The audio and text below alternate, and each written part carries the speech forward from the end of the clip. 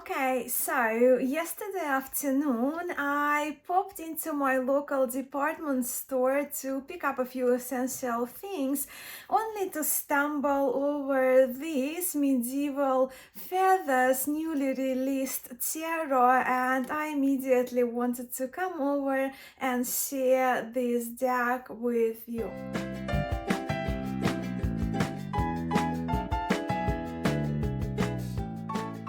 Hello everyone, welcome to Musings by Masha, and I'm coming to you today to chat with you about the newly released Medieval Feathers Tarot, created, illustrated and conceptualized by Alejandro Rozan, and with the guidebook written by J.R. Rivera, published by our local here, Australian Blue Angel Publishing. Now, I only spent an evening, yesterday evening, some parts of today, right, as I'm coming to you to film this video with this tarot, so it's kind of new to me, but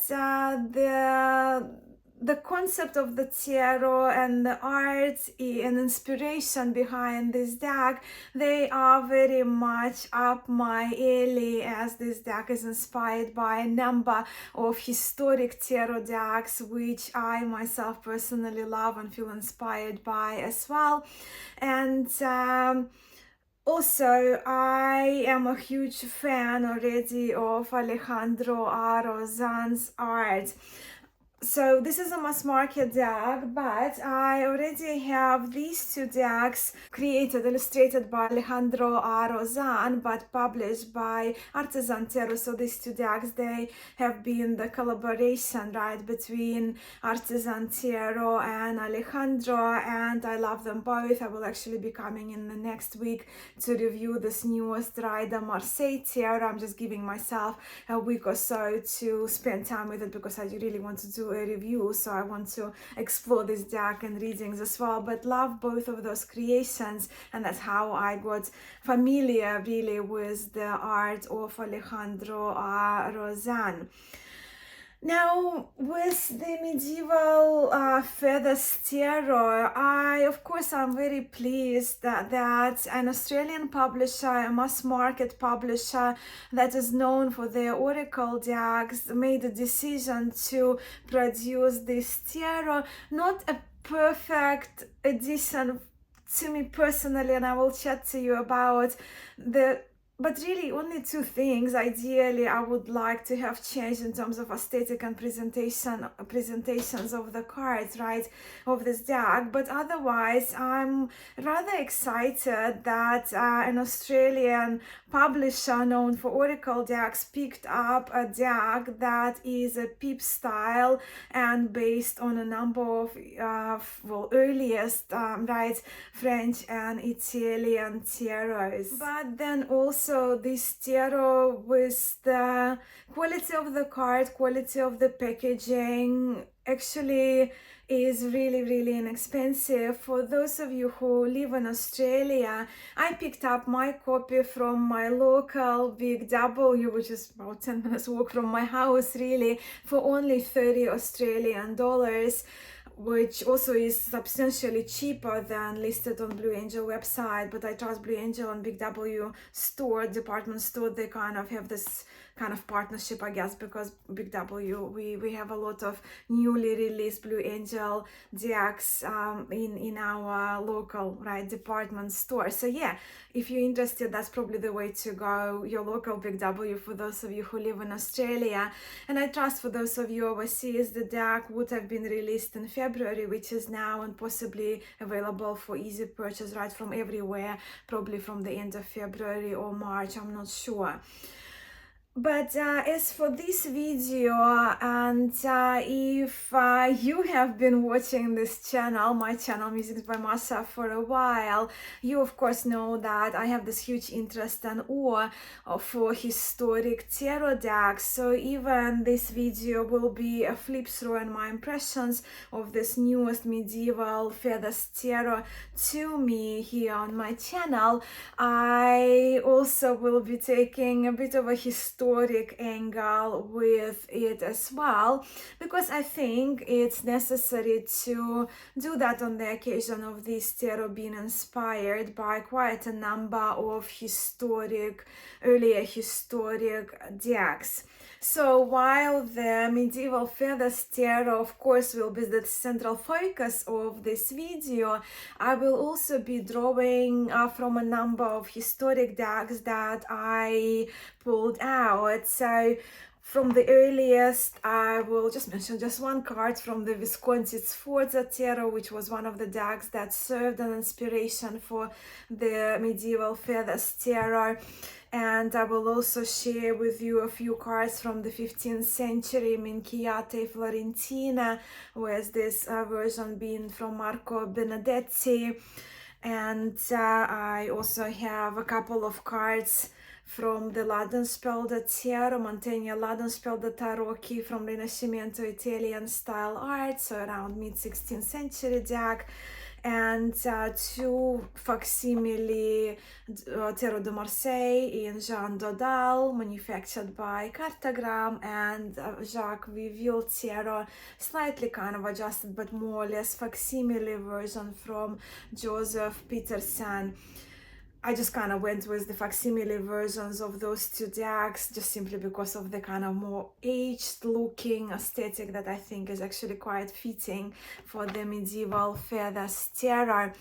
But enough of this preamble of mine. Let me now turn the camera around so we can focus on these magnificently illustrated cards by Alejandro Rozan. So let us begin with the packaging and having a look at the quality of these cards. So the medieval feather tarot comes in this quite substantial large two-part box. We do see this embossed gold text all the way through as the title, front of the box, on the side, of course acknowledging the artwork and concept by Alejandro Rozan, and the text by J.R. Rivera. So that's the box, and you can read for yourself a brief description here, but what it does explain that we are with 80 cards here and 232-page color guidebook we see here on the back. So yeah, two-part box. Blue Angel boxes are very sturdy. Let's move this one out, take the cards out. Yeah, so that's the inside of the box if you are interested. The cards are on a larger side, and this is from Tarot des Ambiguités by Alejandro as well. So if I put this next to you, you'll see the difference in sizing. But yeah, I'm gonna say it now because I've looked through the cards, right? So the couple of disappointments I have, and they have nothing to do with the creators, right? It's just the addition of those borders. And I don't know if my camera shows, you can actually see that this card was supposed to be like that, right? So it kind of was almost pasted onto that larger paper that they decided to use to include the borders, to include the English titles, including the keywords or the reference words. So that's one of those things. And you see, if I put the text from Tarot des Ambiguités by Artisan Tarot, so you can see that kind of was meant to be the card sizing, right? So that would be the original card, intended by Alejandro, and I would trust Jay as well. And also, from my knowledge, these were not the original bags. It's just Blue Angel decided to use the two of coins. Yeah, very unfortunate, because you would think, like, if we trim, right, like trim on the card, trim the white borders for those of us who like modifying our decks, but they zoomed out the two of coins, so you'll have to be cutting part of that as well. So yeah, so that's kind of a little bit of a publishing mishap in my view, that well, I wish it wouldn't have happened. But anyway, so we are here with the matte card stock. The cards, the playability is pretty good, and this card stock has this kind of flower petal finish. And also we have the matte gilding. The gilding actually looks very nice, and it would have been so fabulous if we had that same quality diag but without these additional borders with the English titles and English keywords. But let's have a look at the guidebook, and the guidebook, as you can see, is quite substantial. So I'll just flip through it a little. Yeah, so we have the table of contents here, and we have also the inclusion of the pages for each card for the easier reference, so that's kind of nice and handy. Then we have acknowledgements from the author J.R. Rivera and Alejandro Rozan. And so here we have messages from the heaven, where they talk about the feathers being messages. Well, I see messages from the above. So that's that. This I love to see. So this is the inspiration behind the diag, and these are here listed the historic diags that Alejandro used as his inspiration for the illustrations.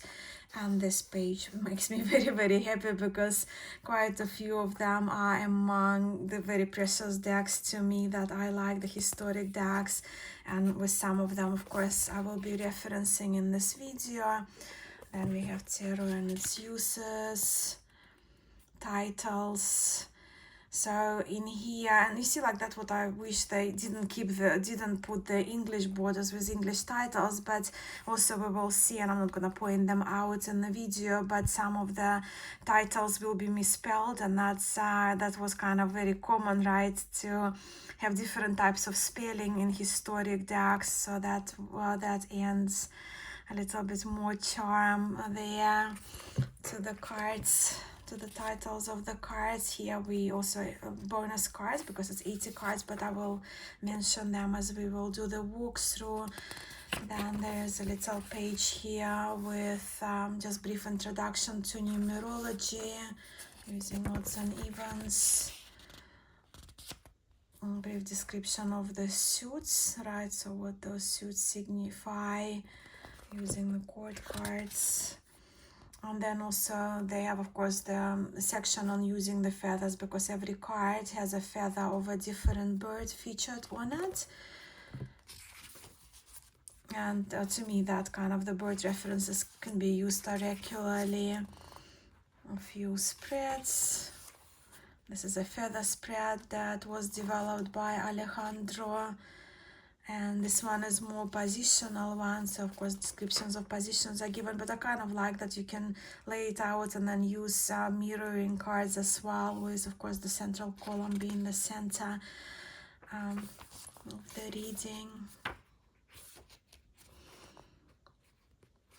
And then we have all the cards. Again, I'll just show you the full, so you can just see the layout of the booklet, of the guidebook, and you can pause if you want to see how it's written. Doesn't make sense for me to read what you can see and read for yourself, but what we do see: colored illustration of the card, description of the card, upright meaning, reversed meaning, and the feather associated with the card, right? So the referencing of the birds, and that's what we see for every card of the major arcana and for the minor arcana as well. So every minor arcana card also has a feather, so for every card.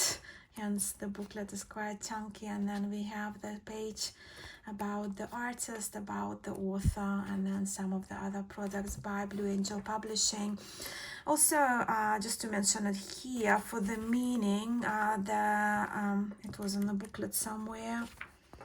Yeah, so here in the paragraph we do see that upright and reverse messages of the cards are inspired by Livre de Tot Tarot of 1789, created by Atea, and of course Atea is attributed the development, I guess, the compiling the list of first divinatory meanings for tarot cards, because before that we didn't have those on the record from my understanding.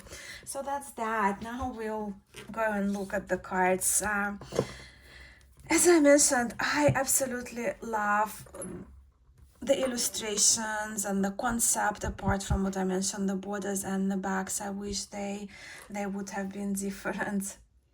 So we begin with the Fool, and I find this Fool rather carefree, with his parrot feather hanging from his spoon-shaped carrying stick, along with the other stuff in his other hand that is not visible in the image, that has the face of a jester mirroring this Fool.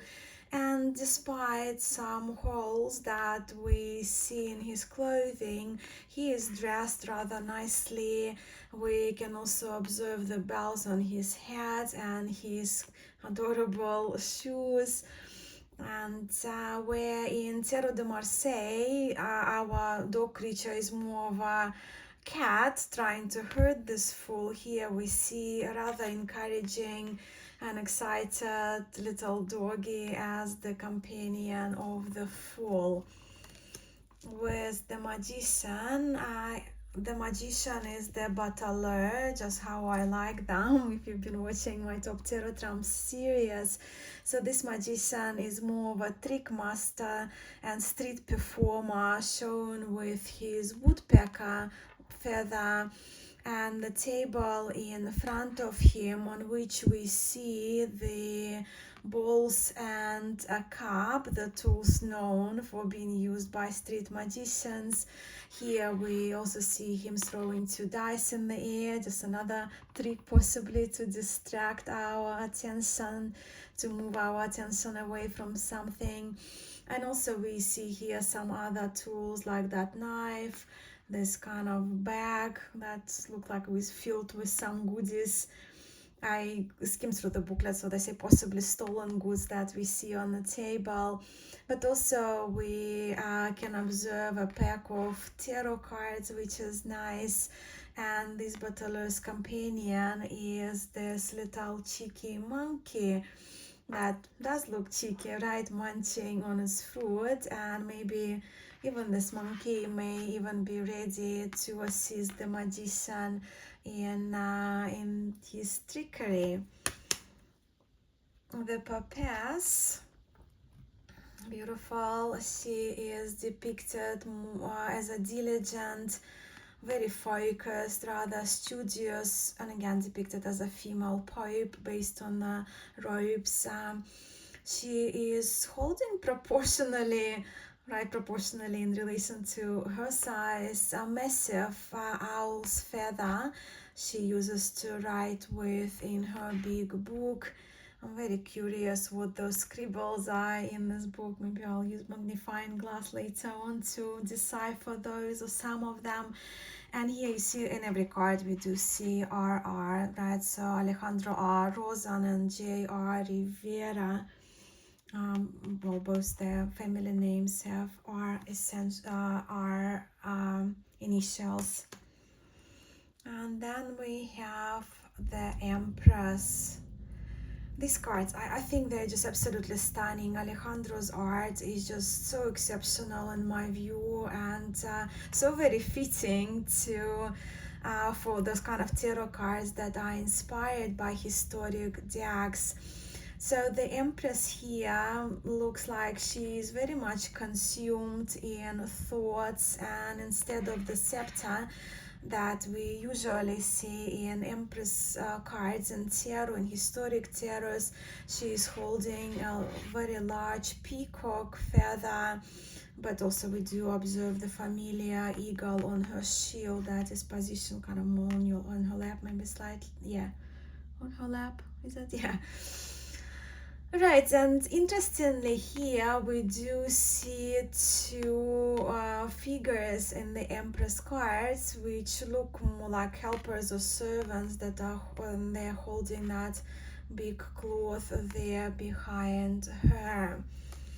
And moving on to the Emperor, while depicted with the usual orb and the eagle shield, instead of a scepter, just like the Empress, he has a feather, only that this is an eagle feather.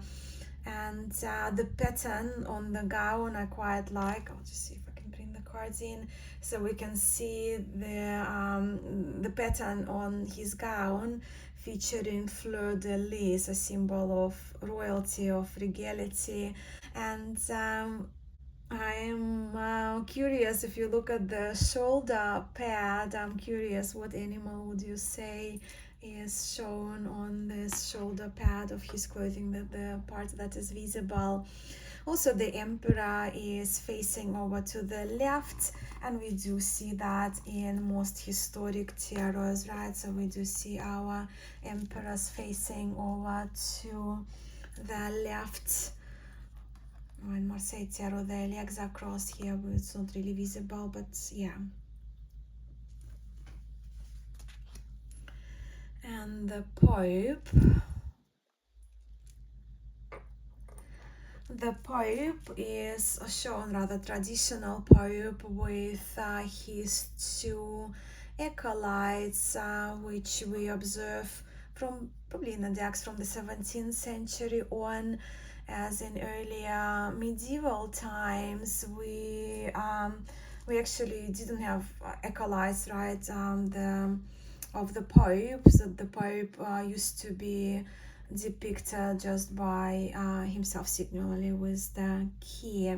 But we do see here the triple cross that of course has been attributed to the Pope, and instead of blessing, as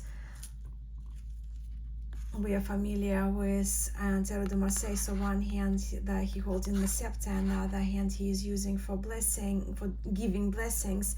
Here we are with a feather of a cardinal bird, which I think is rather appropriate for this occasion on this card. And the lovers here is the lovers, right? Not the lover. In of course, as you know, in Tarot de Marseille, we do see one lover making a choice between those two women with the Cupid there, or blindfolded or not blindfolded, depending on the style and the tradition of the deck, on the type of Marseille tarot. So we do see that in Rosenwald, where in here the lover is the lovers. So we see two people that kind of gazing adoringly towards each other. I absolutely love how Alejandro Rozan dressed the characters in this tarot, so medieval-like and so beautiful in my view.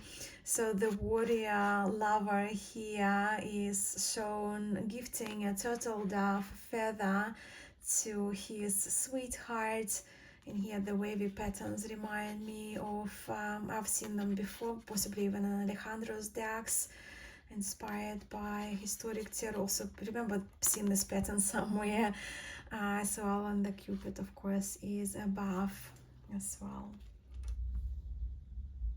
And with the Chariot here, we are with a rather triumphant looking angel, winged angel with wings, advancing straight ahead, right, standing on this carriage, advancing over to the right.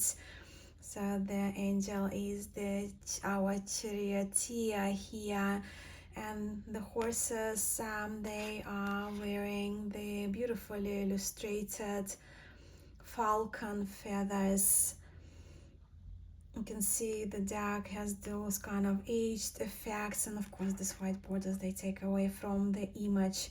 I think I will trim the borders, even though I may cut them, and then maybe I'll just even do my own backs, and the deck will be very chunky, because it's really, I really love the concept, and I love the inspiration, and I love the illustrations and the aged look of this tiara, of the medieval feathers tiara. Okay, Justice looks very peaceful and calm, and has the crane feathers to help her balance the scales. And the Hermit has a companion, an animal companion. It's a beautiful card, another beautiful card, all of them are. And the Hermit is shown in a deep thought, gazing somewhat down, possibly being in contemplation with a deer at his feet. But also we do see here the skull, and inside of the robe somewhere he has a feather of an eagle owl tucked in. So I did make notes of the feathers, so I don't have to go to guidebook, but we're only discussing, I'm only mentioning which feathers are included in the major arcana, and then minors, I will just kind of will go a bit faster with that. So the wheel of fortune, I love this card, and you do see this image on the box, right? So with the wheel of fortune, we see goddess Fortuna herself in the middle of this wheel, with three robin feathers being held by the characters there on the wheel. And we also can observe that the fool, or the figure look like a fool, right, can become the king, and vice versa, how the fall from the top can happen. She is blindfolded, so no biases from Fortuna here as the wheel turns. And then we have force or fortitude cards, without a lion, right? So without an animal companion here, but rather she's standing here holding onto a column, and it's actually a very familiar image to me, because I'm very much into historic tarots, and a few Vaqueta has a strength card, the fortitude with the column. Rosenwald, of course, we observe that as well.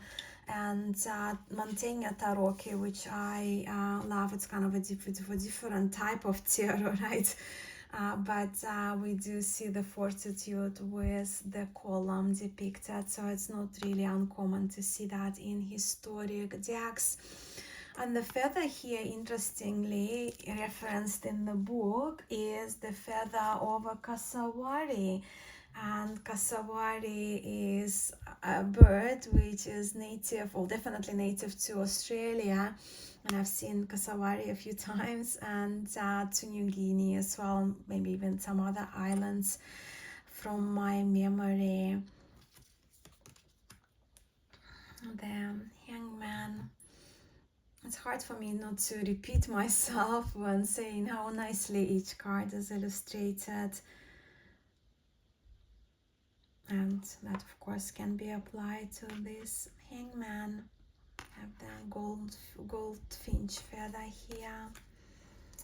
And the death with a very large feather of a vulture bird, with the hollow in the stomach, so hence I kind of immediately thought of that. I know that one, well, in the booklet it says that one of the decks that served an inspiration, and of course Visconti being one of the earlier decks as well, right? We are with the 15th century with the Visconti, so it's no surprise to see, possibly to see the inspiration for the death. So it's not just the bones, there's still some flesh there, right, but the hollow in the abdominal area.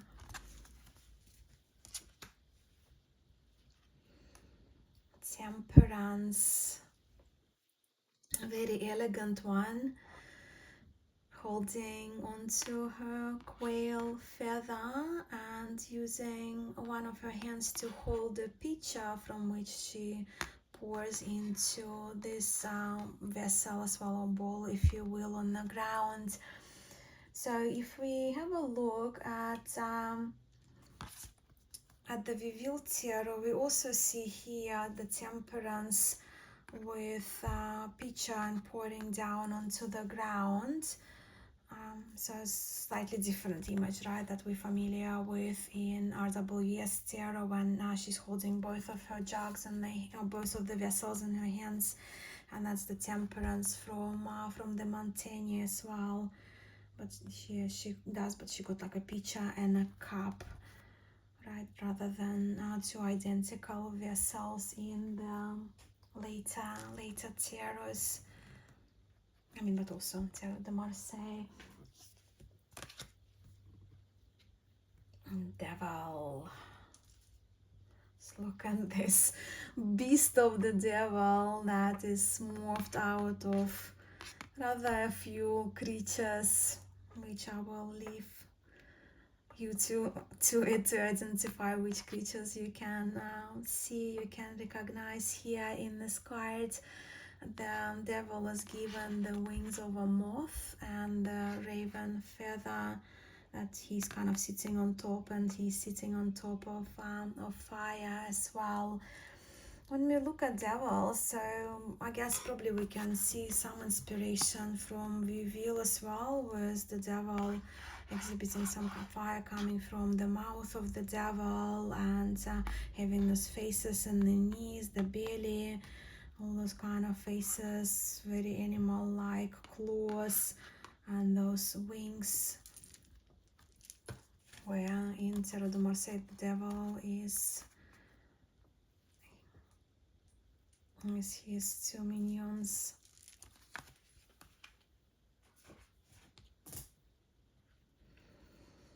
And then there is the Tower. In this medieval Feathers Tarot, we are given a choice of two Tower cards, one of which is well, here we see the shepherd depicted, shepherd with his lambs, and it's called the Lightning, where this tower is this kind of style of tower, right? It comes from Flemish decks. We do see this type of tower in the Vivil Tarot. You can see the shepherd under the tree with his lambs or sheep there, where this tower is possibly just more recognized, right, with the majority of tarots featuring a crown building with the lightning striking it. Here we have the feather, and then a person falling off that tower. The feather is the one of the phoenix. I'm curious which of those two cards you would choose.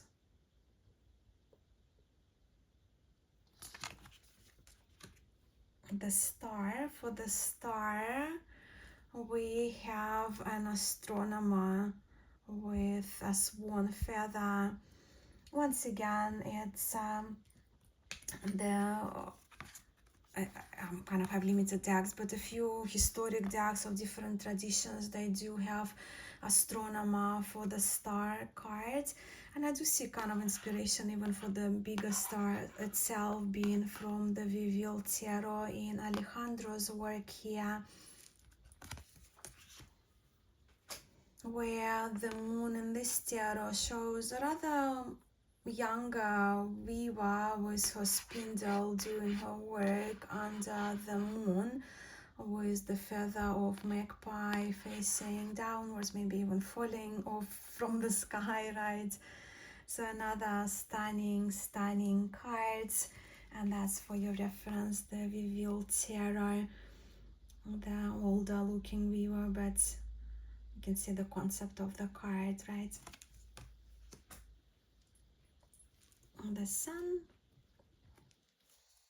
is the Vivil. Also we see a person on a horse, where he or she is female and she is riding sitting on the horse, kind of facing away from the horse that she is sitting on.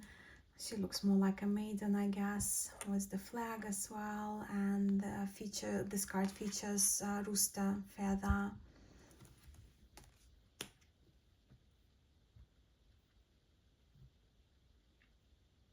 The Judgment, this angel blowing into the trumpet is rather expressive, so it's look like this angel is doing it with conviction, right? Nice and loud.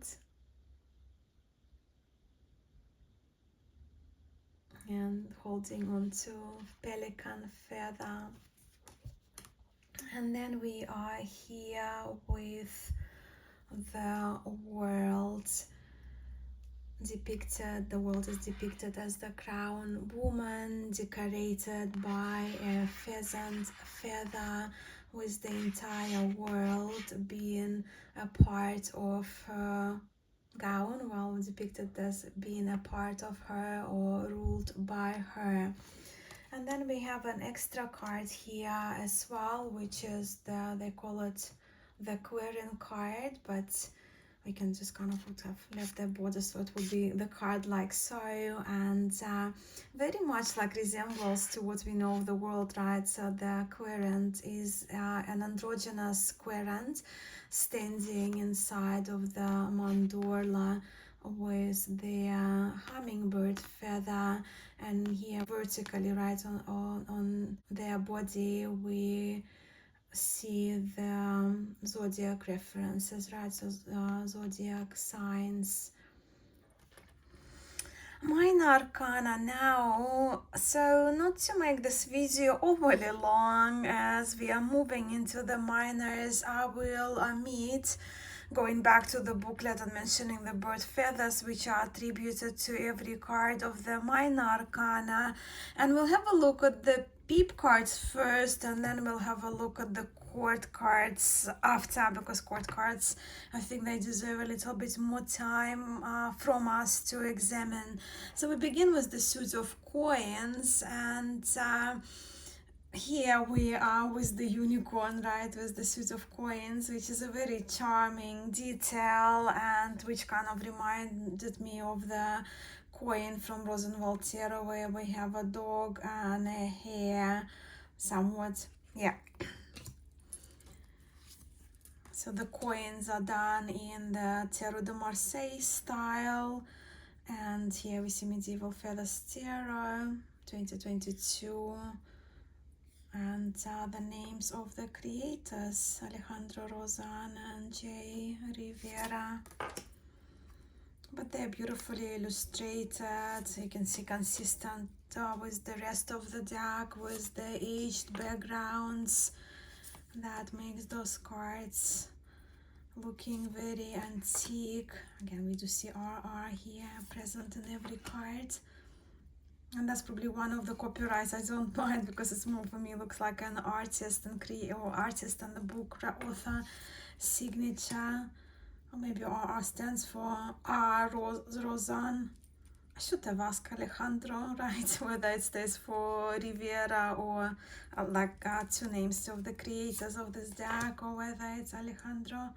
Maybe it is, because it's A for Alejandro, Rozan.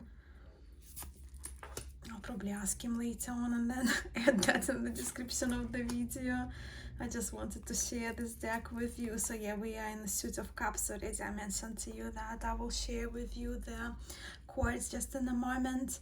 Interesting, right? Ace of Cups, beautiful chalice with the angel-like looking figure, possibly with the mermaid tail, unless we have a second creature there. So the cups are again very much Tarot de Marseille, with that familiar Marseille tarot arrangement of them, placement of them in the card.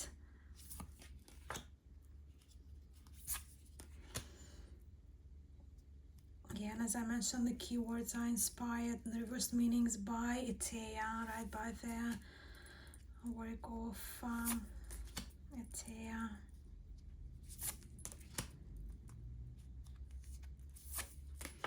I mean, mean, I understand. So the Ace of Batons, the baton looks very much to me. Let me just see. Yeah, batons look very Italian to me, which is nice to see. Do we have some kind of creature here and a dragon wing here? So it looks like it's a dragon for the Ace of Cups. When we had the sort of mermaid angel for the Ace of Batons, it looks like we have a dragon for the Ace of Batons, where the Ace of Cups was a mermaid and the Ace of Coins the unicorn. But look, I understand that sometimes keywords are helpful for beginners, but yeah, I still don't get it. Like, why did we need them as an extra border, right, for the cards? Because we have the numbers here on top anyway, and we have an extensive guidebook to refer to, which also has images of that. You know, like I say, I'm a teacher. I mean, I teach languages, English language. I teach yoga.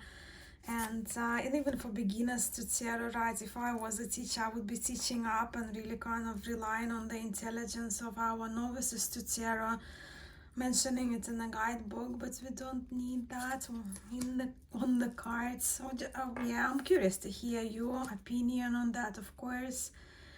But it just takes away from the image, and sadly, or to me sadly, it just takes away from the intention of the artist. And then we again have some kind of beast for the Ace of Swords. But look at the like sharpness of images, right? Of course, created by a contemporary, very talented artist, but yet having that feel of the very old tarot, the very old art style of those medieval Renaissance, towards Renaissance times. So 10 of Swords here. And let us now have a look at the court cards from the medieval Feathers Tarot, because I think they're very interesting and very inspired by historic tarot decks that I have a great interest in, particularly those ones.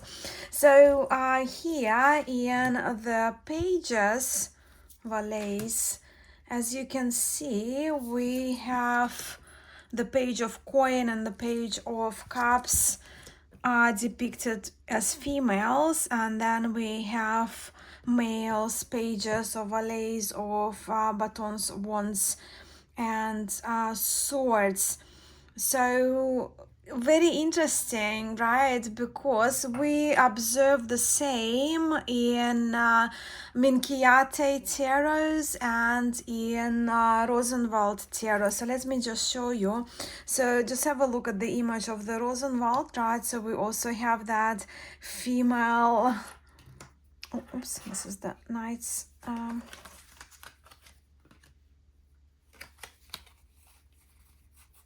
And the swords here and the batons.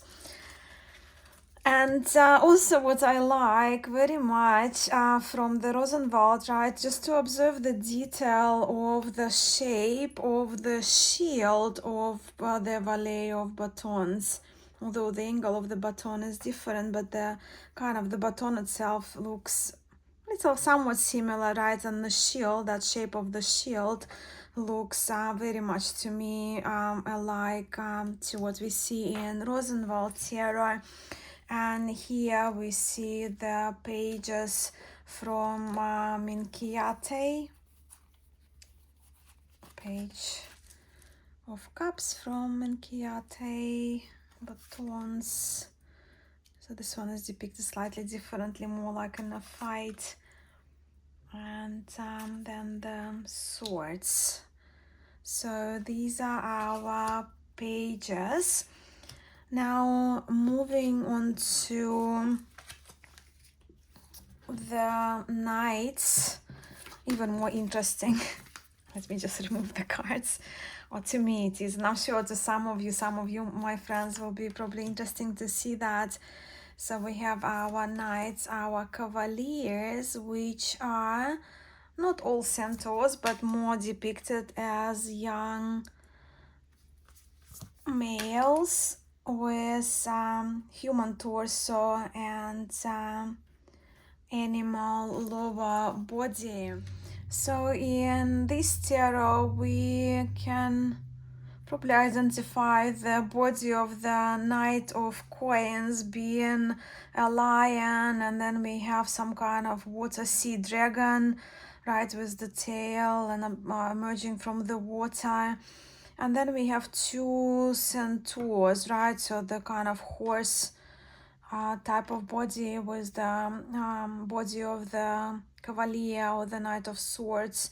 The body of the horse is a little bit more like bigger, right, more muscular. And also with the Cavalier of Cups, I don't know, for some reason the face reminds me so much of Alejandro Rozan, the illustrator of this deck himself. And if we do have a look at Rosenwald, I think they just kind of look so nicely together. So we here in Rosenwald, we are only with the centaurs, right? So we have the swords there, cups, batons. Right, so in Rosenwald, only the body of the horse is depicted, right? But in Minchiate, interestingly, and you remember I'm sharing with you Marco's Minchiate Florentina, we are here with somewhat the body resembling the body of the lion. Here we also see that winged dragon-like creature, right, with the wings like so, and the body, well, yeah, we can probably speculate what kind of claws we see here. And then also we see sort of like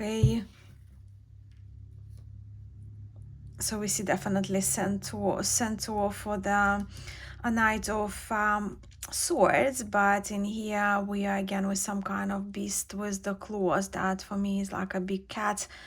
So maybe this one is a lion and this one is like a leopard. I don't know. So but what I'm saying is that it's so interesting to see this kind of feature, the pattern of the knights, of the knight cards in the medieval feathers tarot, and then to look at the Minchiate. This is a Minchiate Florentina.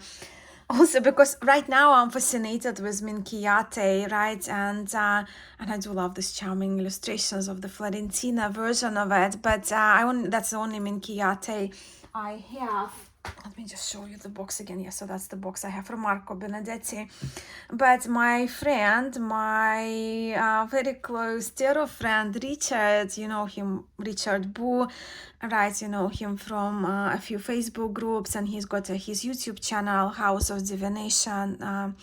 He does have different versions of Minchiate, so I asked him because I was fascinated last night as I was looking at the animal bodies of those. So I asked him to send me a few photos of the knights, of the cavaliers from the Minchiate versions that he has, and I'll just show you that's the Etruria version of it. So we are here again, so it's kind of the, I just want to say the batons and the coins more like a big cat bodies, right? Whether it's a lion or whatnot, but the tail just reminds me of both lion.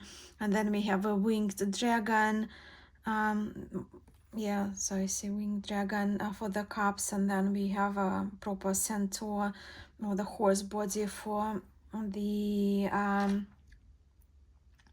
Knight of Swords. Interesting, you also see like in here the sword is curved, and here the sword is also curved, resembling that pattern of this 15th century tarot. And here we are with Il Minigello's version. I trust this one is a Florentina as well. So once again, we have the batons, two kind of big cat bodies. And we have a winged type of dragon and horse. Yeah, Minchiate Fiorentina. And this one is Alcigno. So yeah, same as we see in Minchiate Florentina, right? So we have here the coins, cups, batons and this curved sword.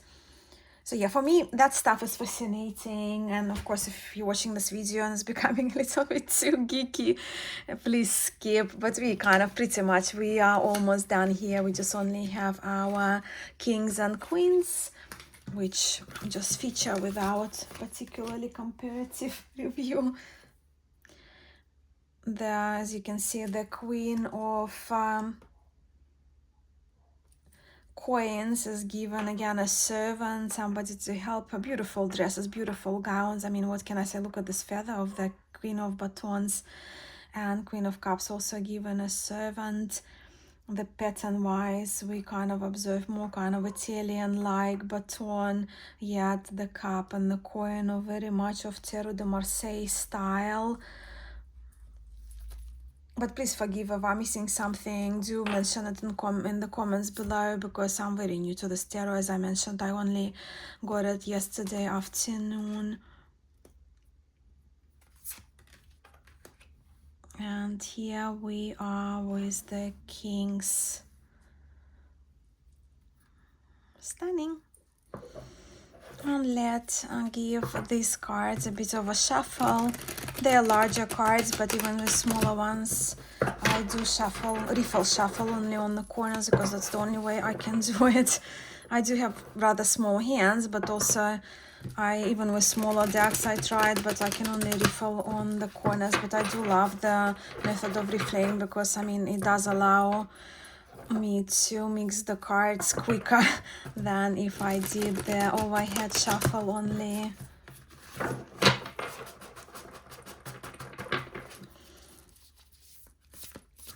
With being more like kind of rose petally cardstock, the gliding of the cards, you see, like they don't separately, I mean, they separate easily, but when it comes to gliding, they sort of glide in chunks.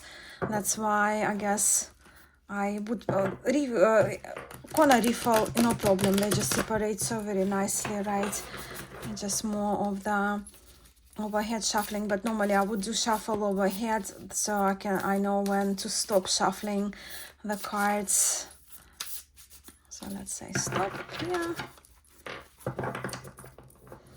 The gilding is quite lovely, and I'm kind of, it's beautiful, but I do feel like I will absolutely need to remove this white border so I can really enjoy using this deck. And I need to decide on the backing paper possibly to pop on the back. I don't mind two of coins. It's just more like when I trim the borders, right? If when I trim the borders, the white borders and the keywords, I will cut off. Let me know, what would you do? What would you do, my friends? I'll just kind of give you a little bit of a look on how they would look in a layout. So yeah, with the exceptions of the borders, white-edged borders and keywords and card titles in English, and the layout of the backing, with the exceptions of those things that I mentioned now a few times in the video, I like this deck a lot. I love the concept, I love the illustrations, I love the inspiration behind this tarot that Alejandro Rozan and J.R. Rivera had for this deck. So I like it a lot, otherwise I wouldn't be so quick coming here on my channel to share this deck with you. And yes, the artwork again, exceptional in my view, but I'm a huge fan of Alejandro. But please let me know what you think of the Medieval Feathers Tarot published mass market by Blue Angel Publishing. Do you see yourself adding this tarot deck to your tarot library, your tarot collections? Do you see yourself reading with that? If you, like me, absolutely love the concept and the art and will be getting the deck, will you consider modifying it and trimming off those white borders that were not intended by the creators to be in this deck? So I would love to hear from you. I will be back with a couple of other videos in between, but in the next week I will also be back with my review of another deck. This one is by Artisan Tarot, but by the same artist, Alejandro Rozan, Rider Marseille Tarot. So I will be back with my detailed review of these cards, but again, love this deck already a lot. So yeah, that's all from me for today. Another lengthy video, but like, I mean, I had fun just kind of examining the cards, pulling a number of, like, again, those historic decks that I shared with you in the beginning. I love those types of videos. I love watching them, I love making them. But they do come, they happen to be quite lengthy. So anyway, I will chat to you soon, but until next time, I'm sending much love to you all.